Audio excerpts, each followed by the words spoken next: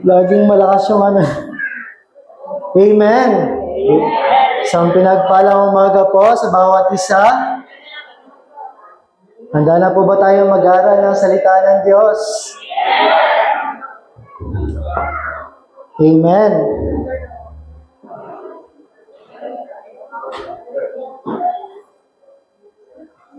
Okay, ang namamayagpag na kulay ay pula. Pero si Maxine bicolor. Dalawa ang kanyang kulay. Okay? So, muli po, isang pinagpalang umaga sa ating lahat. Ngayon ang araw na patuloy natin ipagdiriwang ang kabutihan ng Diyos. Sabi mo sa katabi mo, nagagalak ako, nakasama kita ngayong umaga. Amen? Meron tayong local, may international, may iba't ibang panig ng mundo, pero ang pinakamahalagang kasama natin ngayon ay kasama natin ang Diyos. Amen?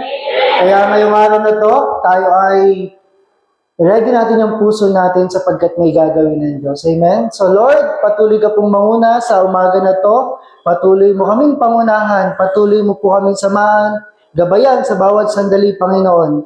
Banal na Espiritu, malaya ka pong kumilos sa buhay ng bawat isa, sa iyong iglesia, sa halagit namin ito, Panginoon. Ang salita mo lamang po ang mahayag. Ang karunungan mo ay dumaloy sa buhay ng bawat isa, Panginoon. Lord, makuha namin ang mensahe mo, mahubog ang aming buhay, at lumago ito, Panginoon, sa bawat gagawin namin.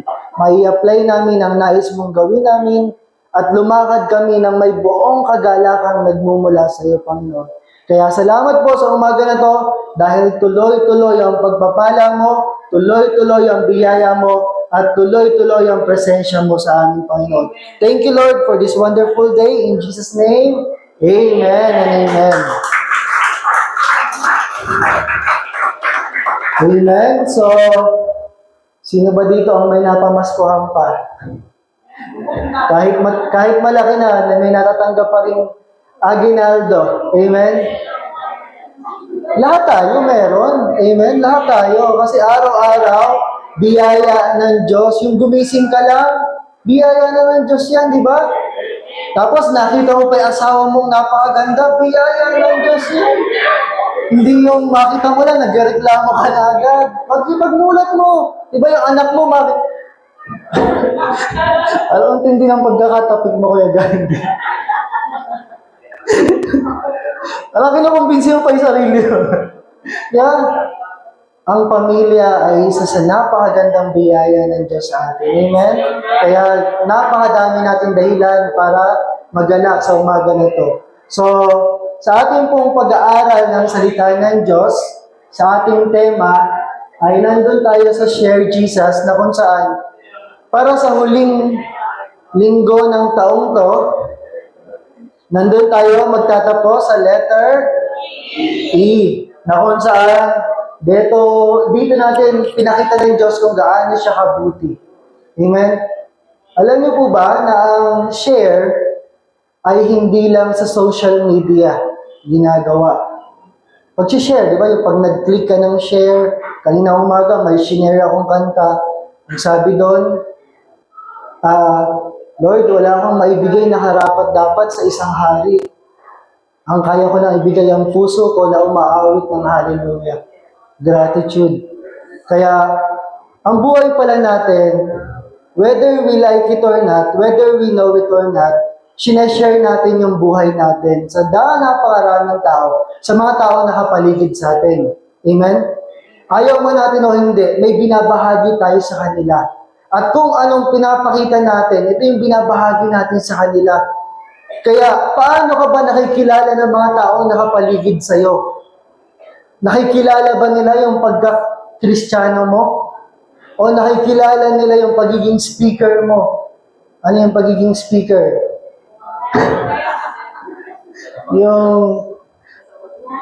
Di ba, yung pagiging marites, yung sabi nga na iba, sa kanila, ang almusal nila ay ham. Sa amin daw, ang almusal nila ay bunganga ng nanay nila. Kaya, we share our lives to the people around us. Binabahagi natin yan whether we like it or not. Ano man gagawin mo, nag-reflect yan sa mga tao na kapaligid natin, sa atin. Kaya mahalaga sa buhay natin, maunawaan natin na ang buhay na to, walang ibang makita kundi ang pangalan ni Jesus. Amen? Makita na may isang Diyos tayong sinasamba sapagkat ito ang buhay natin. Kaya nga dito sa letter E, ang binigay na tema sa atin ni Lord ay experiencing the joy of following Jesus. Kapag sumusunod ka kay Lord, hindi pwedeng hindi mo maranasan yung kagalakan ng buhay. Amen? Tingnan mo nga yung katabi mo kung nararamdaman. Di ba? Hindi pwede na ang isang tao sumusunod kay Lord, hindi maranasan ang kagalakan ng buhay. Hindi pwede. Sabi mo sa katabi mo, hindi pwede. Hindi papayag ang Diyos. Kaya ang iba,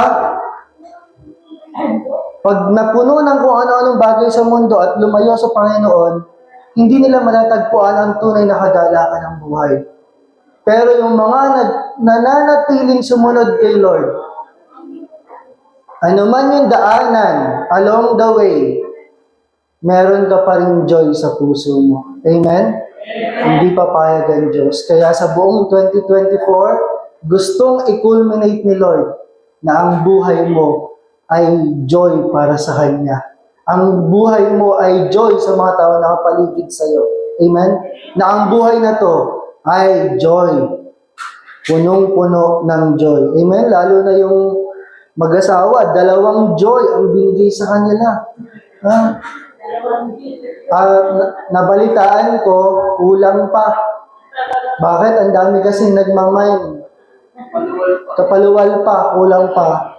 Kaya naman may mga tao dyan na i-inspire, mag-aanak pa daw sila. Pero sa ngayon pa lang, wag na.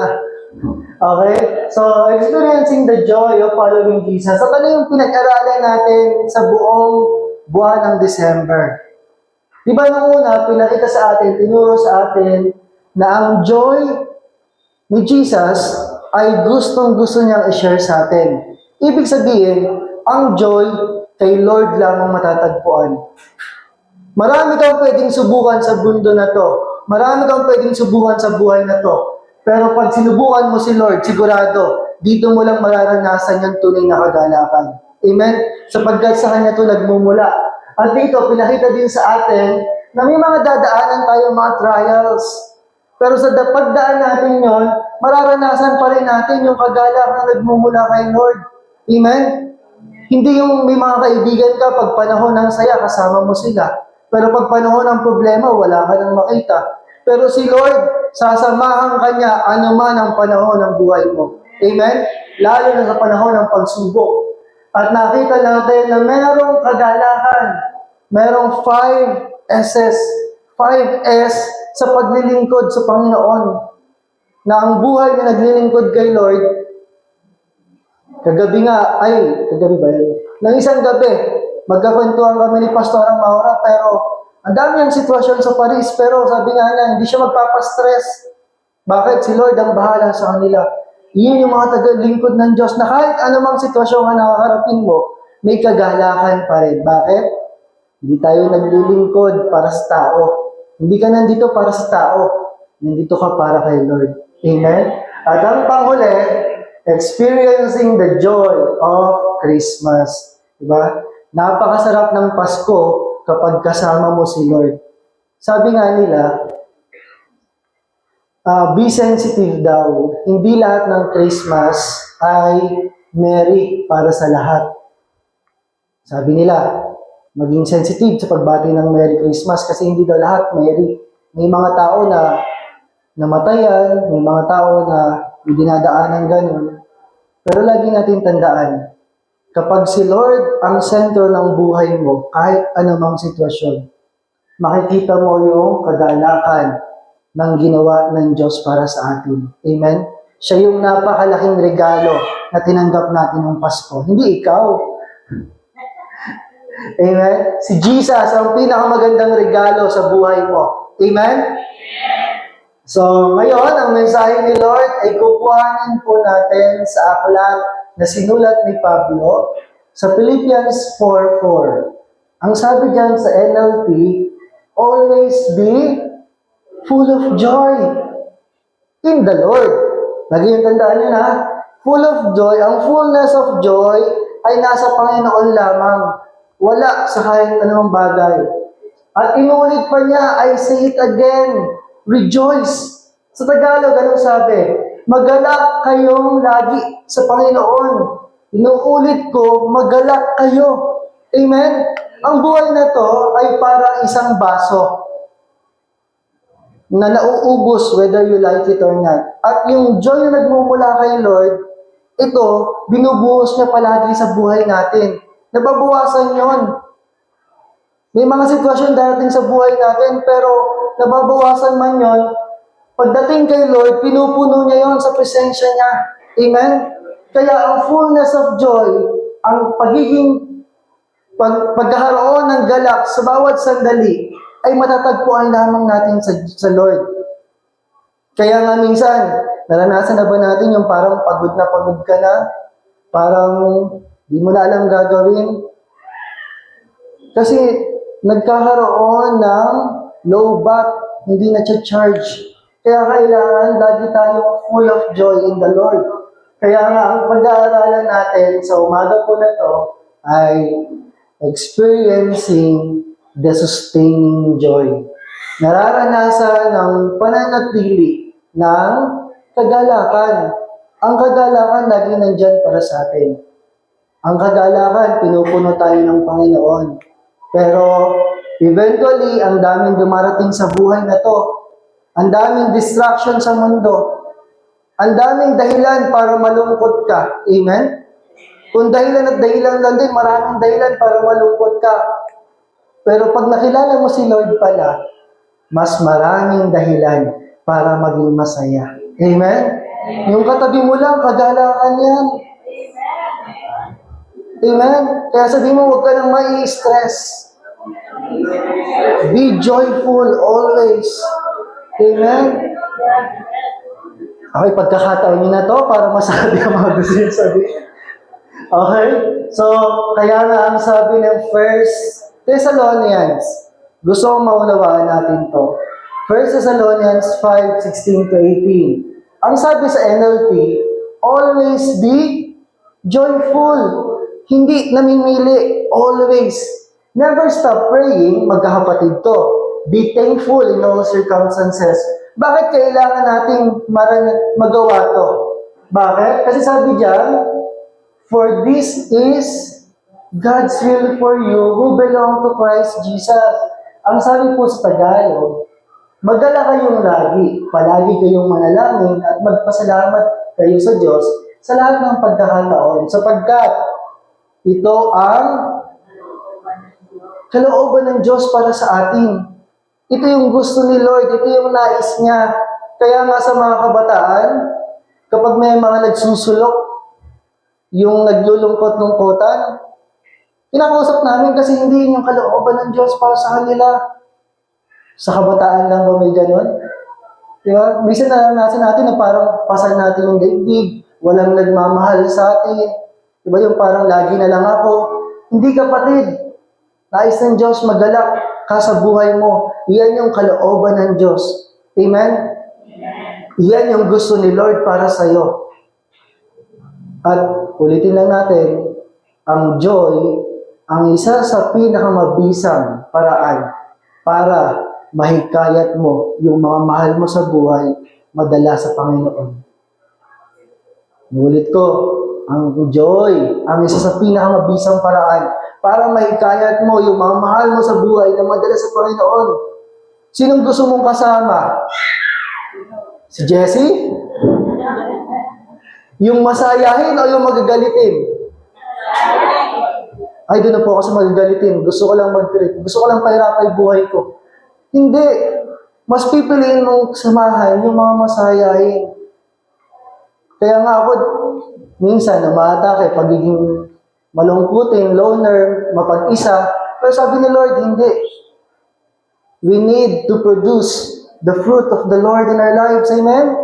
Na pag nakausap ka ng isang tao, hindi dapat nalulungkot yung mga tao nakapaligid sa iyo. Bagkus, sumasaya ang mga tao nakapaligid sa iyo. Amen? So, kalooban ni Lord na ma-enjoy mo yung buhay mo, kapatid.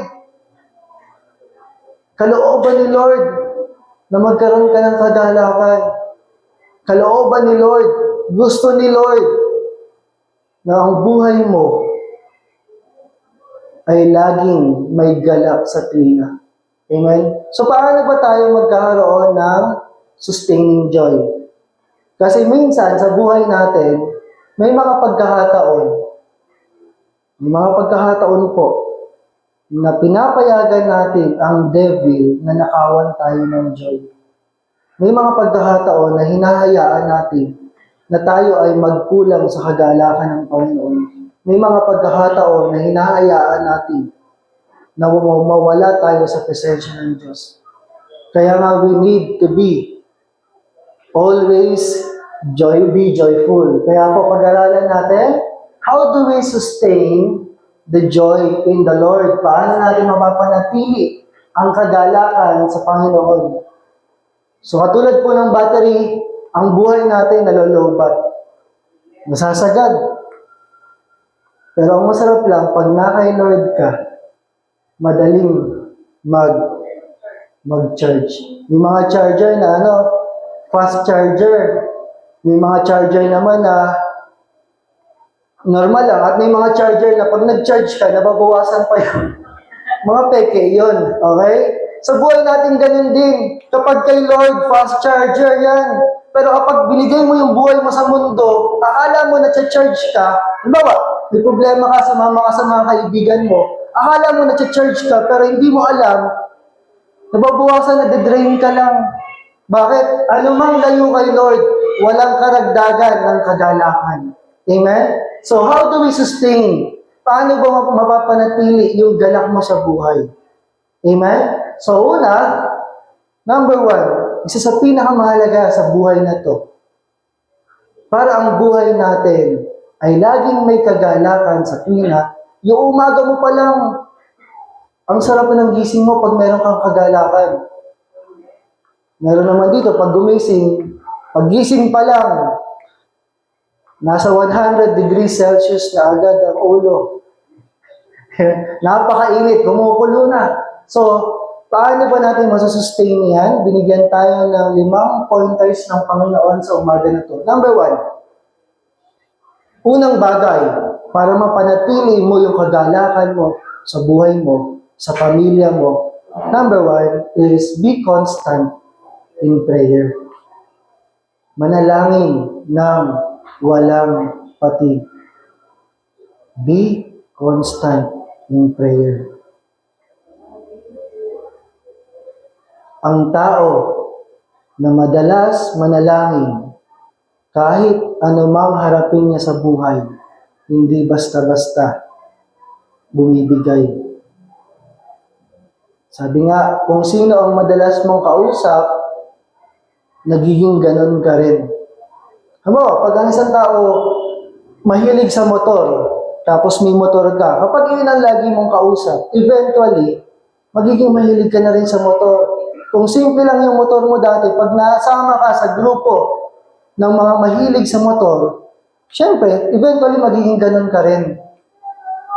Kung mahilig ka sa chismis, kung mga chismosa na nakakausap mo, eventually, chismosa ka na rin. Yeah? Kung mahilig sa Zumba yung kakausap mo, nagwa kay Cavioli eh. Yeah? Magandang exercise yun sa katawan. Lagi kong pinaplano magkaroon ako ng exercise. Hanggang plano pa rin. Gising ako ng maaga, mag-exercise ako. Hanggang doon lang. Okay? Anong point? Anong punto? Kung malagi mong kausap si Lord, kahit anumang sitwasyong harapin mo, hindi mababawasan ang kagalakan mo. Bakit? Siya kasi yung charger natin. Diba? Kaya kapag lumalapit tayo kay Lord, na-charge tayo. Pero kapag hindi natin siya kinakausap, kapag nakakalimutan natin manalangin, kapag wala tayong oras sa pananalangin, huwag ka nang magtaka kung ang araw mo ay magiging bugnutin. Ang mga taong kulang sa panalangin, huwag ka nang magtaka kung ang araw mo ay malungkot. Bakit? Wala kang charge. Kaya ang number 1 na dapat natin gawin palagi, be constant in prayer. Amen? Sino dito yung naglalaan ng oras para sa pananalangin? Na lumuluhod kay Lord, Lord, gabayan mo po ako sa araw na to, tulungan mo ako sa araw na to. Palakasin mo ako sa araw na to. Samahan niyo ako sa araw na to. Kasi, dalawa lang ang kausap natin sa buhay na to. Ilan? Dalawa. Either si Lord o ang mundo. Pag ang si Lord kausap mo, automatic, ang buhay mo magiging may kagala, puno ng kagalakan. Pero kapag ang mundo ang lagi mong kausap, ang dami niya ibababa sa'yo, ang dami niya ida-download sa'yo, nakapighatian, di ba? Ang daming balita ngayon ang hindi magaganda. Ang gobyerno natin nag-aaway-aaway. Sabi nga na isang, correct me if I'm wrong, African proverb, sabi niya, kapag daw nag-aaway-aaway ang mga elepante, ang nasasaktan ay yung mga damo. Anong ibig sabihin nun? Pag nag-aaway-aaway ang mga nasa posisyon, ang naaapektuhan, yung mga nasa ilalim na tao. Amen? Hindi naman sila Madalas tayo ang naaapektuhan. Kaya kung titingnan mo lang yung balita sa mundo, marami kang pwede ikalungkot. Pero pag lagi mong kausap si Lord, walang ibang pinakamasarap kausap kundi ang Diyos. Amen? Kaya nga sabi ng 1 Thessalonians 5:17, never stop praying. Sa Tagalog, manalangin kayong walang patid. Hanggat may pagkakataon, lagi mong kausapin si Lord. Hanggat may pagkakataon, lagi kang kumonekta kay Lord. Hanggat may pagkakataon, lagi mong konsultahin si Lord. Amen? Naglalaba ka man, Lord, etong sitwasyon ko. Nagluluto ka man, Lord, I love you. Nasa CR ka man, Lord, I love you. Lord, thank you. Lord, success. Sabi nga natin. Hindi, success daw yung mga project niya. Amen? So, para mapuno lagi yung kagalakan natin, dapat alam mo kung kanino ka nakakonekta. Ang prayer, ang connection natin sa Panginoon. At kapag hindi natin ito nagagawa, hindi nasusustain yung joy natin. Amen? At dahil pag lagi mong kausap si Lord, nangyayari itong number 2. Ito yata yung mga bata dyan sa palipaligid. Diba? May mga sitwasyon tayo, pero sabi nga, anong definition natin ng joy? Ang joy ay hindi nakabase sa mga circumstances ng buhay. Ito ay nakabase sa Panginoon. Kaya yung number 2 ay pangalawang be thankful in all circumstances. Magpasalamat sa lahat ng pagkakataon. Para ang buhay natin ay laging may kagalakan. Punuin natin yung buhay natin ng pasasalamat. Katulad ng maobserbahan natin, marami kang pwedeng makita na negatibo. Pero ang pinakamasarap pa rin tingnan ay yung gagawin ni Lord sa buhay mo. Amen? At ang kalaban nito madalas, ang kalaban ng pusong mapagpasalamat ay yung pusong mareklamo, masuwayin, pusong madaling magalit, pusong madaling maapektuhan. Ang buhay natin, maraming dumarating, pero paano tayo magre-react? Kaya nga, inuna natin yung number 1, be constant in prayer. Kasi yun yung magiging daan para dalhin tayo na kahit anumang sitwasyon mo, magpapasalamat ka pa rin. Amen? Sino dito nasa kanya na lahat sa buhay niya? Diba? Ang mga tao na kay Lord, pag kilala mo yung sarili mo kay Lord, nasa iyo na lahat. Pero physically, materially, kulang. Pero, kung kulang lang yung titingnan mo, maghahanap ka lagi, magreklamo ka lang, Lord, ba't ba ganito yung binigay mo sa akin? Lord, bakit ba ganito yung sitwasyon namin? Lord, bakit ganon? Bakit ganito? Pero kapag ang puso mo, Lord, okay lang, salamat po. Lord, okay lang. Alam ko, madadagpasan ko to. Okay? Kaya anumang sitwasyon ng isang tao, pag nagpapasalamat, na-extend yung joy. Nananatili yung joy. Kasi kapag nagreklamo ka, kapatid, nababawasan ito yung joy ng buhay mo. Bakit? Kasi dalawa lang naman ang focus natin eh. Pag ang focus mo si Jesus, magpapasalamat ka. Pero pag nakita mo na yung mga problema, mga gagawin sa buhay, may stress ka na, magreklamo ka na. Anong mas masarap dalhin? Yung pasasalamat o yung pagreklamo? Pasasalamat. Kaya maging maingat. Be thankful in all circumstances. Kaya nga ang sabi ng 1 Thessalonians, be thankful in all circumstances. For this is God's will for you who belong to Christ Jesus. Sa Tagalog, at magpasalamat kayo sa Diyos sa lahat ng pagkakataon. Maraming darating sa buhay natin, pero anuman yung dumating, isa lang ang reaksyon ng Kristiyano. Anong reaksyon ng Kristiyano? Magpasalamat sa Panginoon. Magpuri. Pastor, paano yun? Dapat pa ba akong magpasalamat? Pangit na nangyayari? Lagi natin tandaan na pag si Lord ang inuna mo sa buhay mo, kung may nakita kang negatibo, ganito kalaki yung positibong ginagawa ng Diyos sa iyo. Amen?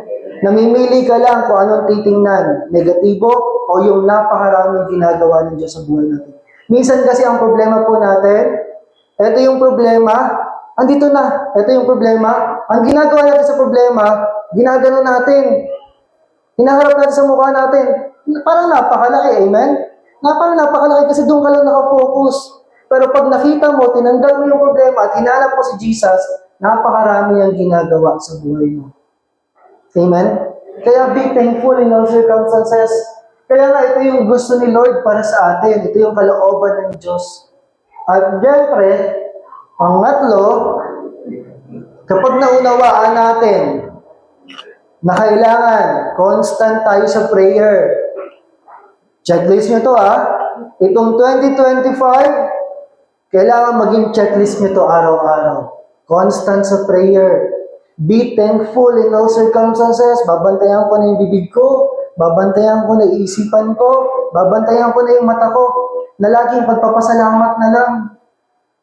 At number 3, nasaan yung tao na ito? Tingin niyo po. Okay. Nasa airport. Anong ibig sabihin nito? Naiwan. Bawal magturo. Walang turuan. Okay? Ano pong gusto ko ipakita dito? May mga panahon ng paghihintay. There were moments in your lives that you need to wait. Minsan kasi, Lord, pagpalain mo na ako ngayon na. Gusto ko na, Lord, kailangan ko na to, bilis.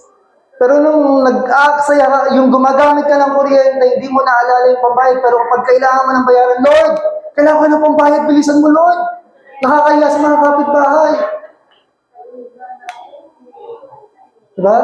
There were moments of waiting in our lives. Katulad ng lalaki na to na nasa airport, minsan, sa buhay natin may delay. Diba? May mga delay sa buhay. Bakit ba nangyari to, Lord? Inaasahan ko na to, ba't ba hindi pa naganap? Paano ka magkakaroon ng joy sa mga panahon na to? Because number 3, tuturuan tayo na be joyful in hope. Merong pag-asa.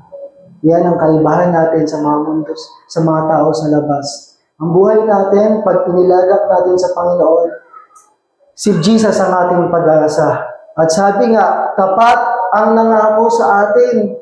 Amen? Tapat ang nagsalita. Kaya kung anong sinabi niya, magaganap at magaganap sa buhay natin yon. Pero kapag yung tao lang panghahawakan mo, mabibigo ka.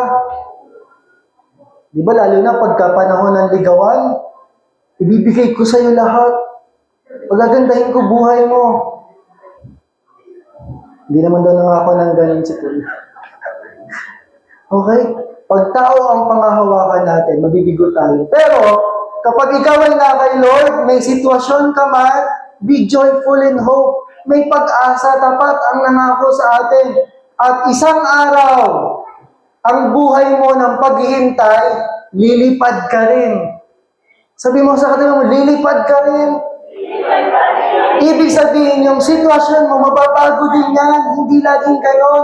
May panahon ng paghihintay, may panahon ng pagtuturo. Amen? Lilipad din tayo. Yung minsan nagtataka, bakit ba laging ganito? Isang araw, lilipad ka rin. Mararanasan mo yung answered prayer ni Lord. Bakit? Ang nangako sa atin ay tapat.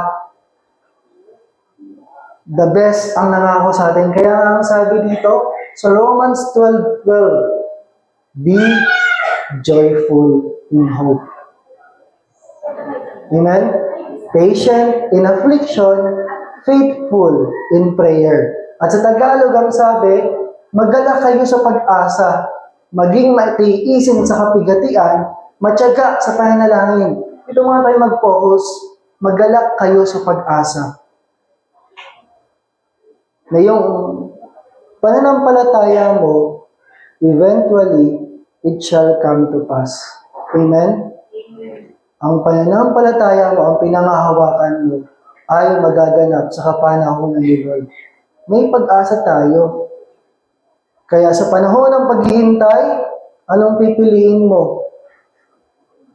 Magreklamo o umasa na isang araw, Lord, lilipad din ako. Katulad ng lalaki na yon. Mababago din yung sitwasyon ko. Amen? Dahil ang buhay ng mga tao na kay Lord, pabuti ng pabuti, paganda ng paganda, payaman ng payaman. Amen? Hindi lang sa physical, hindi lang sa pera, kundi yung yaman mo. Mapupuno ka ng yaman, ng pangunawa, yaman ng kabaitan, yaman ng pagpapatawad, na kahit anumang sitwasyong harapin mo, may joy ka sa puso mo. Amen?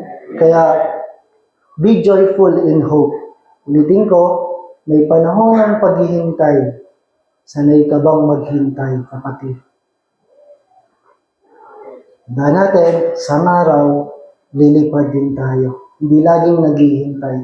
Depende na lang. Ito pala, depende na lang kung ma-miss mo yung flight mo. Okay? Naiiwan ka ng aeroplano. Minsan may ganun eh. Yung asang-asa ka tapos hindi ka pala, kahapon pala yung flight mo, kinabukasan ka dumating, asang-asa ka eh. Naiiwan. Kaya, be constant in prayer. Lord, ano bang dapat kong gawin? Kasi baka namimiss mo na yung flight ng buhay mo. Lagi kang kumonsulta sa Panginoon, baka namimiss mo na yung destination mo. Amen? That's why we need to be joyful in hope sa mga taong laging nakikipag-communicate kay Lord. At number 4, pangapat, how do we sustain the joy in the Lord? Paano natin mapapanatili?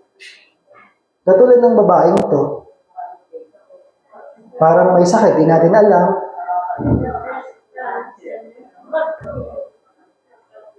Nakakagulat nga po si cancer. yung kahit si Doc Willie, yung kahit alam mo malusog, yung kahit alam mo maayos, bigla-bigla na lang dumarating. Sabi ko nga, Lord, ano kaya magiging reaction ko pag dumating sa akin ito? Kung sakali loobin mo, Lord. Hindi madali. Amen? Hindi madali daanan ng isang tao yung mga sitwasyong ganon ng buhay. Pero paano ka magre-react? Anong gagawin mo? Baka katulad ng mga nakita, kinuwento ko sa inyo, katulad ng teacher ko. After nyo dito sa utak, mayroon naman siya sa lung. O yun nauna yung lungs, ito lang yung nakita. Tapos meron naman isang bata na ini-interview, sabi niya, bakit masaya ka pa kahit may cancer ka? Kasi, at least sa akin ito nangyari, hindi sa kapatid ko. Bakit nagpapasalamat ko pa kay Lord? Ang taong natagpuan ang kagalahan kay Lord ay magiging matyaga sa panahon ng kapighatian. Amen? Makikita mo sa kanya yung aura na alam mong hindi mabigat. Yung napakagaan tingnan. Na kahit dumadaan sa mabigat na sitwasyon, nagiging matyaga siya sa panahon ng kapighatian. Dahil alam ni Lord na hindi laging smooth sailing, hindi laging madali ang buhay. May mga panahon na kailangan mong dumaan sa rough road, may mga panahon na kailangan mong dumaan sa mga humps. Pero sabi ni Lord, maging matyaga sa panahon ng kapighatian, be patient. Sabi nga dito, Romans 12:12 ulit, kaya inuna po dyan, be joyful in hope. Saka lang sinunod tong patient in affliction. Panghawakan mo muna yung pag-asang binibigay sa iyo ng Panginoon. Panghawakan mo si Lord sa buhay mo. Dahil kahit alamang daanan mong affliction, magiging matyaga ka. Sabi sa Tagalog, magala kayo sa pag-asa. Maging matiisin sa kapighatian. Na kapag may mga dumaang sitwasyon, dahil sa pananampalataya mo, dahil sa paghawak sa iyo ni Lord, mas pipiliin mo magtiwala sa Kanya. Amen? Mas pipiliin mo magtiwala sa isang Diyos na kayang lutasin anuman ang sitwasyon mo sa buhay. Kaya maging matiisin tayo. Maging matyaga tayo sa anumang dinadaanan natin. May mga panahon talaga ng pagtatabas. May mga panahon na masakit. Ang joyful, hindi ibig sabihin wala ng panahon ng lungkot. Sabi nga sa Bible, kahit na siya'y sorrowful, kahit na siya'y nagpipighati, meron pa rin siyang kagalakan sa Panginoon. Ibig sabihin, lamang pa rin ang paghawak ni Lord sa buhay mo kaysa sa anumang sitwasyon mo. Kaya you need to be patient during affliction, during the times na hindi mo maunawaan bakit nangyayari ito. Bakit nangyayari ang isang bagay kahit na masakit. Sabi nga ng 1 Corinthians 10:13, ano sabi doon? Wala pang pagsubok na binigay sa atin, napapahintulutan ng Diyos na hindi natin kakayanin. Dahil tapat ang Diyos, nagagawa siya ng paraan sa panahon na tayo ay dumaan sa anumang pagsubok ng buhay. Kaya number 4 is we need to be patient. Maging matyaga. Huwag basta-basta sumusuko. Huwag bibitaw. Amen? Kaya kapag may nakita ka na kapatid mo na nangangailangan ng tulong, kapag iba na yung pakiramdam, magtulungan tayo. Amen? Magsuportahan tayo sa isa't isa. Kasi tayo ay magkakapatid. Amen? Pamilya tayo, walang iwanan. Mahirap magsolo, mahirap dumaan sa problema ng mag-isa, pero kapag kasama mo yung mga kapatid mo, kahit anumang sitwasyon, kapag kasama natin ang Diyos, kaya nating pagtagumpayan. Sabi mo sa katabi mo, nandito ako para sa iyo.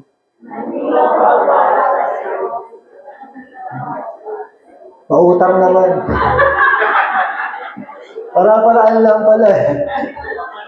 Siyempre, pag mangungutang ka, ano ka muna, paano ka muna, good point sa ngayon, babaeng gano'n. Joke lang po yan ha. Joke lang. Okay? Hindi sa lahat ng panahon madali. Amen? Pero sabi ni Lord, maging matyaga ka lang anak, dahil isang araw, ilalagpas kita dyan. Ang nais ng devil, sumuko ka na, umayaw ka na.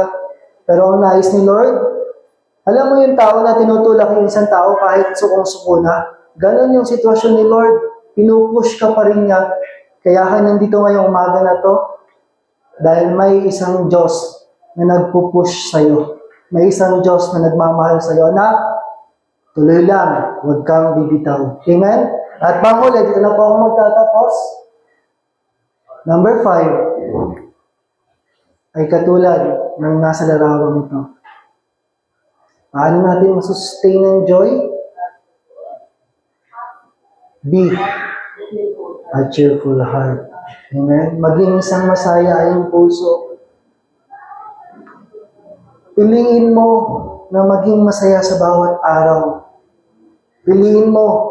Kasi, halimbawa, may joy ako ni Lord. Sino dito may joy ni Lord ngayong umaga na to? Tingin mo, mananatili ba yan sa'yo kapag magagalitin ka? Mananatili ba yan sa'yo pag malulungkutin ka? Mananatili ba yan sa'yo kapag lagi ka na lang nag-iisip ng mga problema? Be a cheerful heart, maging masayahin puso ka. Sabi nga, kung anong estado ng puso mo, nakikita yan sa buhay mo. Kung masaya ka talaga sa puso mo, makikita yan sa buhay mo. Kung ang buhay mo stress, ang puso mo stress, makikita yan sa buhay mo, mararamdaman. Kaya piliin mo laging ngumiti. Diba yung kahit galit na galit ka na, ngumiti ka na lang. Kahit na may naninira sa'yo, ngumiti ka na lang. Diba? Kaysa magreklamo to, kaysa kung ano ang lumabas dito, ingiti mo na lang, Lord, bahala ka na po. Amen? Sabi nga nila, hindi ko alam kung kay Pastor ako kasi ko ito narinig. Ang ngiti, ang isa sa pinakamagandang suot na pwede mong dalhin. Amen? At sabi nga, ang ngiti, ang isa sa dahilan para gumanda ang buhay ng isang tao. Kasi yung pagngiti mo pa lang, malaki na yung nagagawa niya sa buhay mo. Sabi nga ng Proverbs, sa Proverbs 17:22, a cheerful heart is good medicine, but a crushed spirit dries up the bones. Ulitin natin, a cheerful heart is good medicine. Magandang gamot. Sabi sa Tagalog, isang mabuting gamot ang masayang puso, ngunit ang bagbag na diwa.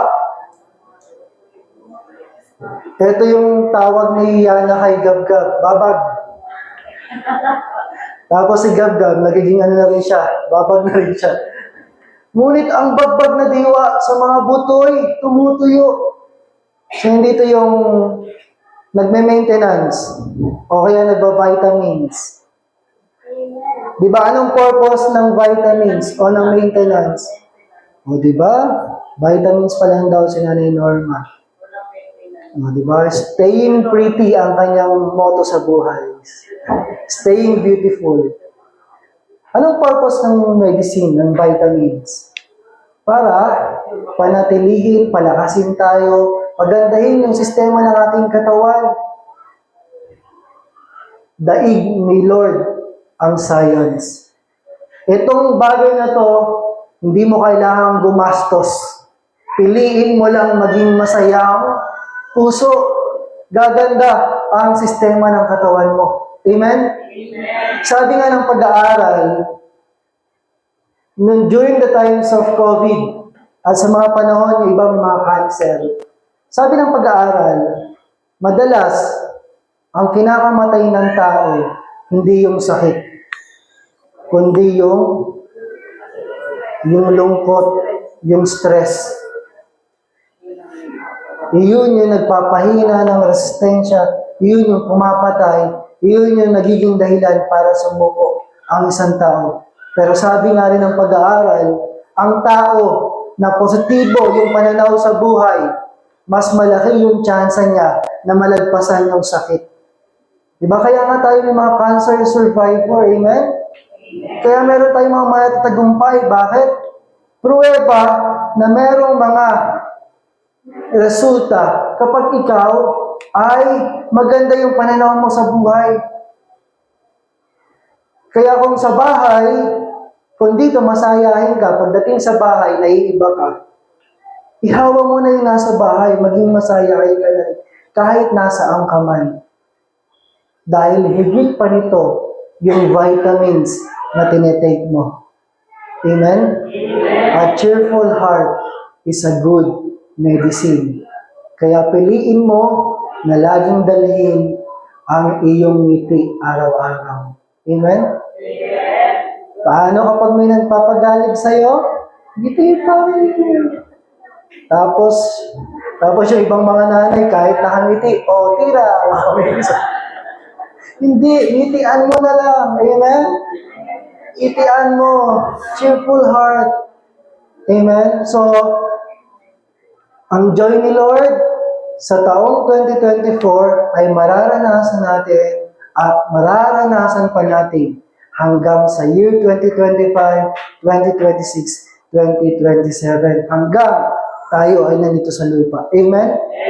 So we need to sustain, mapanatili natin yung kagalakan binibigay sa atin ng Panginoon. Dahil isa to sa benefits ng pagiging Kristiyano. Yung masaya ka sa buhay mo. Ay, ano man yung daanan mo.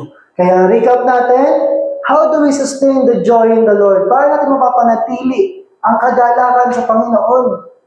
Paano mo babantayan ang sarili mo? Paano iingatan ang sarili mo sa mga pag-atake ng kaaway? Sa impluensya na binibigay ng kaaway. Number one, kailangan constant ka sa prayer, kapatid. Kapag wala kang oras sa panalangin, inuulit ko, mahihirapan ka dun sa 2, 3, 4, 5. Simulan natin lagi sa panalangin. Maglaan tayo ng oras sa panalangin. Magbigay tayo ng oras sa pakikipag-usap kay Lord. Kasi ito, yung nagcha-charge ng buhay natin. Diba? Sa mundo, halimbawa may sitwasyon ka. Yung anak mo pasaway. Kapag ang mundo ang nakausap mo, yung ibang mga magulang, ay nako, magiging drug addict na yan. Ay nako, makakapag-asawa yan ng maaga. Ay nako, mabubuntis yan agad. Kapag mundo ang kinakausap mo, pero pag si Lord ang kinausap mo, anak, akong bahala sa'yo. Anak, magtiwala ka sa akin. Anak, tutulungan kita. Amen? So, sinong mas masarap kausap? Piliin mo nang kausapin si Lord. Dahil, ang gagawin niya sa buhay mo, ay pupunuin niya ng pasasalamat. Kaya ang reaction natin ay laging be thankful. Lagi nagpapasalamat sa lahat ng pagkakataon. Huwag nating hayaan na nakawan tayo ng reklamo, ng galit, ng selos, ng inggit. Diba yung mga tao mapaghanap? Pag lagi kang mapaghanap sa sitwasyon, mananakawan ka ng joy. Dahil sapat ang biyaya ng Diyos sa bawat araw. Amen? Kaya ang number 3, be joyful in hope. Maging magalak ka sa pag-asang pinangahawakan mo dahil tapat ang nangako sa atin. Maraming politiko, marami lang pangako, pero si Lord, lahat ng pangako niya, tutuparin niya sa buhay mo. Amen? Kaya, during affliction, be patient. Be patient in affliction. Maging matyaga rin tayo sa panahon ng kapighatian. Dahil ito yung moment ng paghuhubog. Dito palalabasin ni Lord yung mas matibay at mas magandang ikaw. Amen? Dito mas pagagandahin ni Lord ang kwento ng buhay mo. Na pag may pinagdaanan kang laban at napagtagumpayan mo, meron kang testimony na dala-dala. Na dati dito ako, ngayon, Inilagpas ako ni Lord na pagtagumpayan ko yung sitwasyon ko. At syempre, number 5, magaganap sa atin, be a cheerful heart. Maging masaya yung puso. Ang pusong masayahin, nakakahawa. Ang pusong magagalitin din, nakakaapekto. Siyempre, yung mga tao mag-iiwas sa'yo. Ay, pag narinig na nila, ay may isang dumalon. Ay, taguan na yan. Pero ang pusong masayahin, pag narinig nila yung maganda mong tinig, masaya mong tinig, lalapitan ka ng mga tao. Napansin niyo ba yon? Kapag mainit ang ulo niyo, may mga tao ba lumalapit sa inyo? Amen. Dadaan ka pa lang, nawawala na yung mga tao. Pero kapag masaya yung countenance mo, masaya ang puso mo, lalapitan ka ng mga tao. Kaya ang joy natin, we need to extend, we need to share. Amen? Sabi nga dito, ito yung susi para mapanatili natin yung kagalakan natin sa Panginoon. Amen? Ito ang mga paraan para lagi kang makita na masaya sa Panginoon. Kahit anumang sitwasyon, okay ang puso mo. Kaya iwanan ko po sa inyo itong verse na to. So John 15:11 sa NLT, ang sabi ni Jesus, mabalikan natin, ito yung unang verse na pinag-aralan natin ng patungkol sa joy. I have told you these things. Ano yung sinabi ni Lord? Manatili kayo sa akin, sumunod ka sa mga utos ng Panginoon. Kung paano ako nanatili sa pag-ibig ng Ama, kung paano ako sumusunod sa utos ng Ama, gawin niyo din to. I have told you these things so that you will be filled with joy. At ang sabi pa dito sa NLT, na wala halo sa translation ng iba, yes, your joy will overflow. Amen? Ang kagalakan mo ay mag-uumapaw. Mamamararanasan yan ng mga tao nasa paligid mo.